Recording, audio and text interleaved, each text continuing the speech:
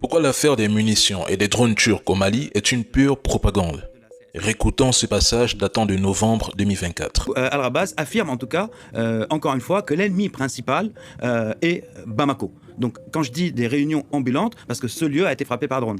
Donc ils sont aussi poursuivis par les autorités maliennes, par les drones des autorités maliennes, et ils ne cessent de changer de lieu de réunion. J'ai aussi évoqué avec lui donc ce que j'ai appelé moi les échecs de coordination et certains des revers subis sur le terrain. Sa réponse était: on ne connaît pas l'échec, on est en lutte perpétuelle. Cependant, fin 2023, le manque de coordination tactique et militaire a mené à plusieurs revers. Donc la prise de Kidal, la plus emblématique, ancienne capitale de la rébellion, puis les combats mal coordonnés à Bourem, Ber, Léré, le retrait d'Inafarat, même s'ils l'ont qualifié de retrait tactique. En même temps, il tacle le président Erdogan pour son aide via la coopération militaire avec les drones, avec les juntes. Ces différents lieux ont été ciblés par les drones maliens. Wassim confirme avoir parlé de ces échecs et nous constatons qu'il change constamment de position pour se protéger des drones maliens. Wassim déclare que c'est précisément à cause d'un manque de coordination tactique et militaire que ces groupes terreaux ont fini par perdre Kidal et d'autres villes. Avant Assimi, nos Fama pouvaient-ils infliger ces défaites? Non. En 2024, Al-Rabaz se plaignait déjà du soutien officiel de la Turquie au Mali, notamment. Concernant la livraison de drones, de munitions, il voulait que ça cesse parce que, depuis que le Mali dispose d'une réelle capacité opérationnelle grâce à ses équipements et ses partenariats, etc., les groupes terreaux essuient défaite sur défaite. Ils ne sont plus en sécurité nulle part, ils reculent, ils fuient, ils mènent des attaques éclairs et s'enfuient car ils n'ont plus cette capacité de prendre une ville. Résultat, ils changent de stratégie. Même Wassim l'admet, mais de façon détournée. Et nous savons aujourd'hui que s'ils changent constamment de position, ces chefs terreaux, c'est parce qu'ils savent que les services de renseignement maliens peuvent très bien les localiser et les cibler à tout moment. Cela veut donc dire qu'ils reçoivent des conseils extérieurs, des alertes, leur recommandant de se déplacer pour éviter l'élimination. Comme quoi, ils ne supportent pas le fait que la Russie et la Turquie arment le Mali. Ils perdent en matériel, en territoire et effectif. Autre fait troublant. La lettre de ce chef terreau publiée par son collègue Wassim est datée du 31 mai 2025.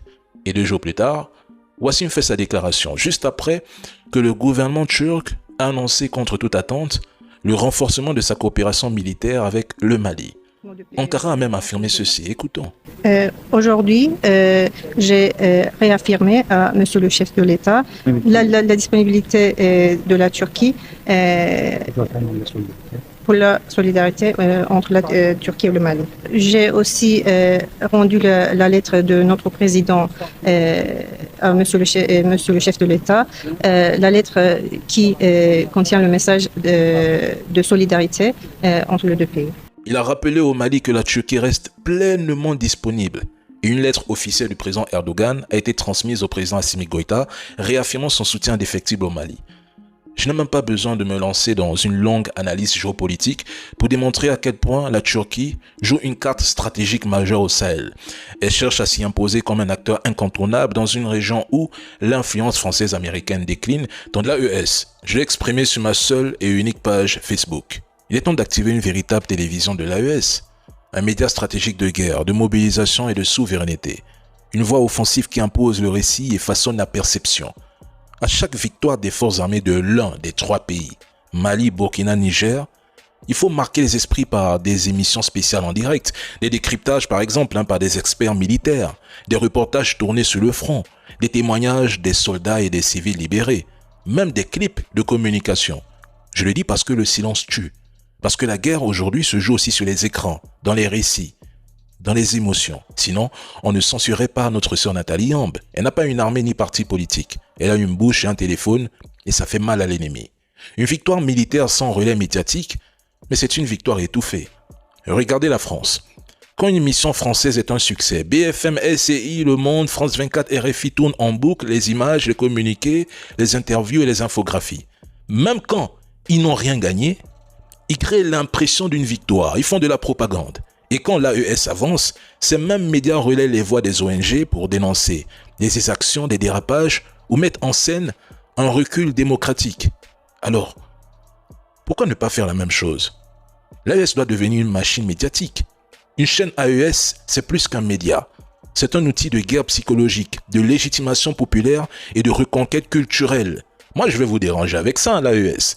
Nombreux ne seront peut-être pas contents, mais tant que ce média n'est pas en ligne, Je vais vous le rappeler tous les jours, chers dirigeants de l'AE. 1. La Chine menace l'Union européenne de représailles sévères en réponse au 18e paquet de sanctions imposé à la Russie qui cible plusieurs entreprises chinoises. Et Pékin prévient, toucher à ses intérêts, c'est jouer avec le feu. En 2. La Russie déploie ses bombardiers à capacité nucléaire et pilonne l'Ukraine jour et nuit sans relâche depuis des semaines. Et l'OTAN fait décoller ses avions de chasse en Pologne. Pourtant, LCI, boîte à illusions et fake news, nous assurait ici que l'Ukraine avait détruit presque tous les bombardiers russes. Mais bon, chaque propagande a sa date de péremption. En 3, de son côté, peut-être pour la 100e fois, Zelensky tend désormais la main à Moscou. Il appelle à de nouveau pour parler avec Poutine, remanie son gouvernement et joue au bon élève face à Donald Trump, car lui aussi n'a que 50 jours pour tenter une issue avant que le vent ne tourne. Pendant ce temps, le ministre français des Affaires étrangères présent en Ukraine, Jean-Noël Barrot, appelle à intensifier la pression sur la Russie, comme si le 18e paquet de sanctions n'avait rien changé à la donne. Et Moscou imperturbable continue ses bombardements sur Kiev et poursuit son avancée lente mais méthodique dans l'est de l'Ukraine. Zelensky souhaite négocier avec Poutine, mais Poutine annonce qu'il ne négociera qu'avec Donald Trump. Il ne veut pas d'Européens sur la table. Et en 4, la presse occidentale passe son temps à annoncer que les groupes terreau progressent dans les pays de l'AES, que la situation est chaotique, ingérable. Et pourtant, dans le même souffle, leurs gouvernements se disent prêts à retravailler avec ces mêmes États pour un avenir meilleur. Hypocrisie pure. On vous décrète en faillite sécuritaire, puis on tend la main comme sauveur. Il y en a même d'autres qui parlent de médiation alors qu'ils ont qualifié nos 3 dirigeants de l'AES de putschistes illégitimes.